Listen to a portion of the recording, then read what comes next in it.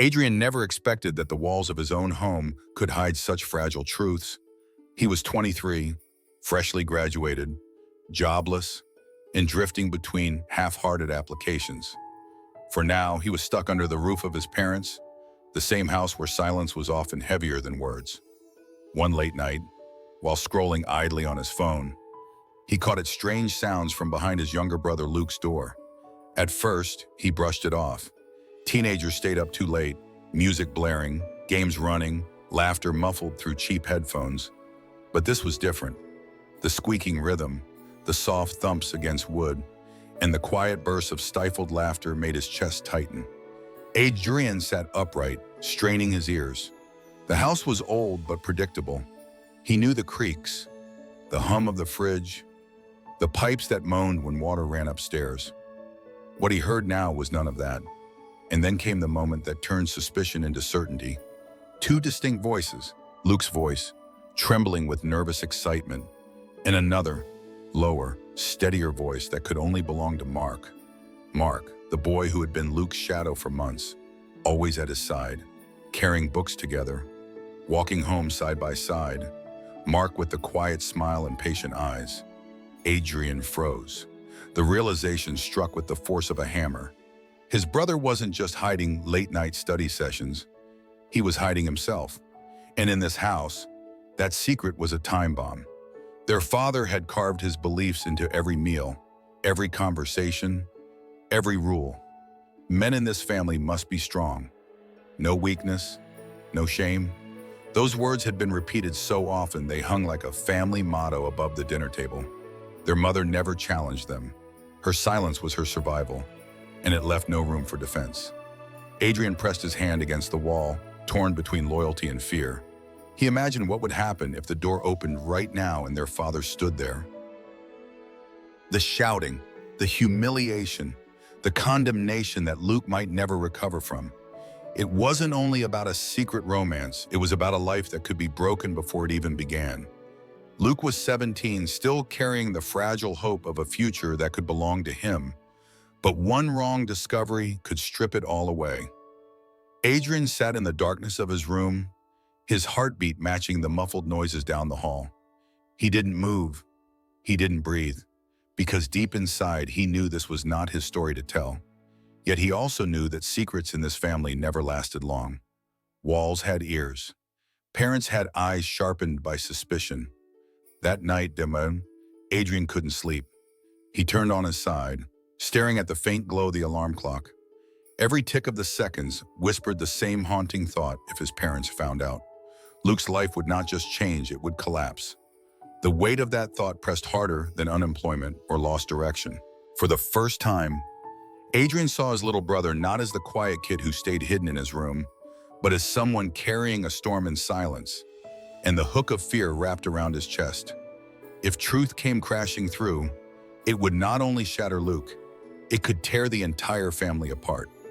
For those listening now, let this moment sink in. Many people believe secrets are simply private matters, but in homes where judgment is sharper than love, secrets are shields of survival. Stay with this story, because what Adrian uncovered that night would test the meaning of brotherhood, courage, and sacrifice. This is Heart Stories. If you want to follow more journeys of resilience and hidden truths, make sure to subscribe and share this story. Sometimes the smallest whispers in the dark can reveal the loudest lessons about what it means to protect someone you love. And as the night dragged on, Adrian realized that what he heard was more than just a sound behind a door. It was the first crack in the wall of silence his family had built for generations. The following days felt heavier than usual. The house seemed unchanged on the surface, plates clattering at dinner, the scrape of forks, the low drone of the evening news, but Adrian noticed the undercurrent. Luke's silence had thickened, and Mark's absence from the table or backyard only emphasized the truth Adrian had overheard. It happened during a simple meal. Their father sat at the head of the table, speaking little, as always. But when Luke's eyes lingered on Mark, just a fleeting glance when his friend stopped by to hand him a forgotten notebook, it was enough. Their father's voice cut through the air like a blade. "Don't look at him like that. Don't act soft. Ayola." A man doesn't bring shame to his family." The words weren't loud, but they carried the force of final judgment. Luke's face drained of color. He lowered his gaze, hands trembling as he picked at his food. Their mother said nothing, staring into her plate as though she hadn't heard. Adrian wanted to believe she was protecting them in her silence, but deep down he knew fear had locked her voice away. She had spent years worrying about gossip, about the neighbors who whispered, about the reputation that mattered more than the well-being of her own children. Her quiet wasn't neutrality, it was surrender. That night, Adrian wandered past the bathroom and stopped at the faint sound of running water. He thought Luke was showering, but when he leaned closer, he heard muffled yibs echoing against the tiled walls. The words broke him. "I wish I could just disappear." Adrian's hand hovered over the door, his throat tightening. He didn't open it. He couldn't. Instead, he stepped back, realizing that his brother's battle was far heavier than a teenage secret. Luke wasn't only hiding a relationship with Mark, he was fighting against a world that told him he had no right to exist as he was. And he was fighting it inside the very place that should have offered shelter. From that moment, Adrian began noticing the small signs he had once ignored. Luke retreating to his room after school, headphones pressed so tightly over his ears that even shouting wouldn't reach him. The way he flinched when their father's footsteps echoed in the hall. The hollow smiles he gave to convince everyone he was fine. These were not habits of a boy who simply liked privacy. These were survival strategies, stitched together in fear. At the dinner table, Adrian watched Luke's hands fidget. At night, he heard the restless pacing in the room next door. In the mornings, he saw the exhaustion on Luke's face, the faint shadows under his eyes. It was the quiet unraveling of someone carrying a weight too heavy for his age. Adrian realized he was no longer simply an older brother stuck at home, searching for direction. He had become an unwilling witness to suffering, someone forced to acknowledge that silence could destroy as much as cruelty. He felt the urge to intervene, to say something, but the memory of their father's warning stopped him. No weakness, no shame. That voice still echoed in his own head, yet standing by felt like betrayal. Watching Luke sink further into despair was unbearable.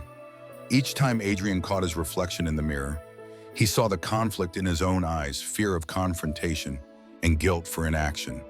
He knew he had to choose remain the quiet bystander, or risk becoming the shield his brother so desperately needed. In that shadowed bathroom moment, listening to Luke's whispered wish to vanish, Adrian understood something his parents did not. The cost of indifference was far greater than the cost of judgment. To ignore a cry for help was to let it echo until it consumed the one who spoke it. And for the first time, Adrian grasped a painful truth, love. Inside a family means nothing if it cannot survive scrutiny. Real strength was not in the father's rigid commands or the mother's careful silence. It was in the courage to see someone fully, flaws and fears alike, and still choose to stand by them. It was supposed to be another quiet evening, the kind where the house seemed too heavy with unspoken rules.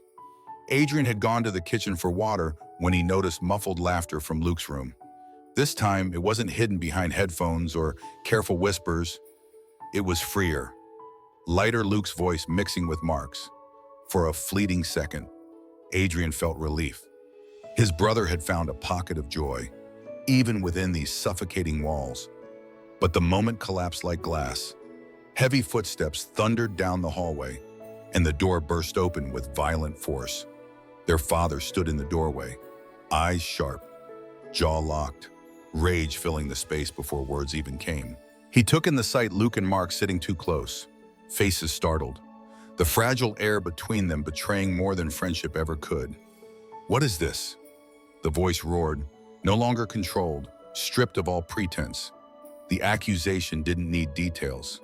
It was judgment, swift and merciless. He pointed at Mark as though he were an intruder contaminating the household. "Get out now!" "Uh-oh." Mark's face turned red, his hands fumbling as he gathered his bag. He tried to speak, but the words tangled in shame. Before he reached the door, their father spat the word that cut deeper than any blade. "You are not welcome here." I will not allow filth like this under my roof. Luke froze, his lips trembling, his chest rising in shallow gasps. The boy who had whispered about vanishing in the bathroom now stood before his nightmare come alive. Tears blurred his vision, but fear silenced him. Adrian rushed forward, placing himself between his father and his brother. Stop. The word echoed, sharp and desperate, but the response was instant, thunderous. You're just as weak. Hiding behind him makes you no better. A disgrace. Both of you. The air cracked with hostility. The walls seemed to shrink, pressing in with suffocating weight. Their mother appeared in the hallway, clutching her apron, eyes wide with fear but lips sealed. The silence from her corner felt like betrayal carved into stone. Mark slipped out the front door, his shoes scraping against the steps as he vanished into the night. The sound of it lingered like abandonment. Inside, Luke's breath came out in uneven shifts, his shoulders shaking as though every ounce of safety had been ripped away. Their father's final decree fell like a hammer. You will not see that boy again. Do you hear me? Not in this house, not ever. His voice cracked the air, final and absolute. The house then collapsed into a silence heavier than any shouting could create. At dinner, no one spoke. Plates clattered, but no one tasted food. Adrian caught Luke staring blankly at the table, his fork untouched. Later that night, in the safety of the dark, Luke whispered to Adrian, I don't know how much longer I can survive this. Those words burrowed into Adrian's chest, twisting with guilt and dread. He realized the confrontation had not just revealed a secret, it had exposed the fragility of Luke's very will to keep going. What had once been a private storm had become an open battlefield, and Luke was standing alone in the center. Adrian could shield him, but the truth had been named, branded, and condemned. And words spoken with rage have a way of lingering long after the echoes fade. In that silence, Adrian understood something crucial. Condemnation does not correct, it corrodes. Shaming someone for who they are does not erase the truth, it only teaches them to suffer in silence. And silence, when forced, can be as deadly as any violence. The silence in the house did not fade after that night.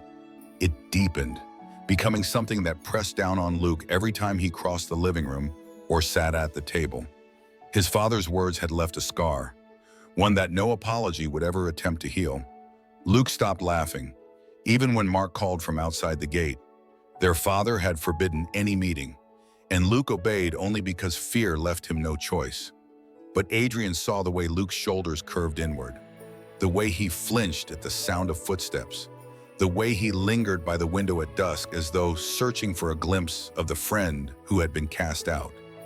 It became unbearable to witness, so Adrian made a choice. He would no longer remain silent. One evening, he stood in the living room facing his parents. His father sat rigid in his chair, his mother standing nearby with folded arms. Eyes lowered, Adrian's voice trembled but did not break. I am his brother. I will protect Luke, no matter what it costs me. The response was explosive. His father slammed his fist against the table, the sound echoing like a gunshot. Then you can leave this house with him. There is no place here for cowards who defend sickness. Adrian felt the ground tilt, but he didn't back down. He didn't shout either. He simply met his father's eyes, letting silence carry his defiance. From that night forward, Adrian became Luke's shield. He helped Luke sneak out on weekends to see Mark, arranging careful routes and whispered instructions. In those stolen hours, Luke's smile flickered back to life, fragile but real. Adrian carried the risk quietly, knowing discovery could mean being cast out himself. But the cruelty did not remain confined within their home. At school, Luke became a target. The rumors spread fast after the confrontation, whispers turning into taunts, taunts into shoves in the hallway, books knocked from his hands, laughter that cut sharper than insults. And then one morning, he opened his locker to find the words scratched deep into the metal fag. When Adrian saw it, something inside him snapped. He found the boy responsible, surrounded by friends, smirking as if cruelty were a game. Without hesitation, Adrian swung his fist, the crack of impact silencing the corridor. Gasps filled the hallway as the bully stumbled back, clutching his face. Teachers rushed in, dragging Adrian away, warning him of suspension, of consequences that could stain his record. But when he turned, Adrian saw Luke's eyes, wide, trembling, filled not with fear, but with something new: recognition. For the first time, Luke saw that someone was willing to stand in the line of fire for him. Someone who would not just speak of protection, but would act out, even if it meant punishment. That moment became a turning point. Luke still carried the fear of home, still endured the whispers at school, but he no longer carried them alone. Each time the weight grew heavy, he remembered his brother standing between him and the storm. Adrian's choice was not about violence. It was about drawing a line in the sand. It was about telling Luke, in the language of action, that he mattered, that his life, his dignity, his truth were worth defending. And in that realization lay a quiet lesson. Strength is not measured by the power to dominate, but by the courage to shield those who cannot yet stand on their own. Sometimes the greatest act of love is to take a blow so that someone else can breathe a little easier. When Adrian finally packed his few belongings into a worn duffel bag, the house felt emptier than it had in years. He had endured the silence, the threats, and the constant weight of his father's anger. But now, leaving was not an act of defeat. It was the only way to protect what little strength he had left. He zipped the bag, turned to Luke, and saw tears clinging to the boy's lashes. "I'm scared," Luke whispered, his voice breaking. "I don't know how to stay here without you." Adrian knelt, pulling his brother into his arms. "You'll never be without me. I will always be your shield, even if I'm not standing in this room." The embrace lingered, heavy with the fear of separation and the fragile thread of hope that bound them together. Later that night, after Adrian had settled into a tiny rented room on the edge of town, his phone buzzed. A message from Luke lit up the screen. At first, Adrian expected another confession of fear, another plea for reassurance. But what he read stopped his breath. "Brother, I know you're like me. I've seen the way you look at other boys, the way your eyes shake when you catch yourself. You taught me how to be brave, but you still hide. Don't just be my shield. Be yourself." Adrian sat on the edge of the bed, the words cutting through him. For so long, he had believed his role was to protect, to carry his brother through storms. But now he saw the truth. Luke, the one everyone dismissed as fragile, had given him the courage he had denied himself. His hands trembled as he unlocked his phone again. He scrolled to a contact he had avoided for months, boy whose quiet kindness he had once turned away out of fear. He typed slowly, every letter a step out of the shadows. "If you still want to, I'd like to see you again. This time, for real." The message sent, and Adrian leaned back, exhaling the weight he had carried for years. In that moment, he realized his brother had not only survived, but had also saved him. What Adrian thought was a one-sided act of protection had, in truth, been an exchange of courage. The story did not end with victory or applause. It ended with a quiet understanding that even in the harshest homes, in the most judgmental of worlds, love between siblings could plant seeds of strength. And sometimes the one you believed you were protecting becomes the very reason you learn to live honestly. So ask yourself, have you ever thought you were shielding someone else, only to realize they were the ones saving you? This is Hard Stories. Subscribe, share, and keep listening, because stories like this are more than tales. They are reminders that even in silence, even in fear, there is always a chance for truth to break through. And when it does, it can change everything.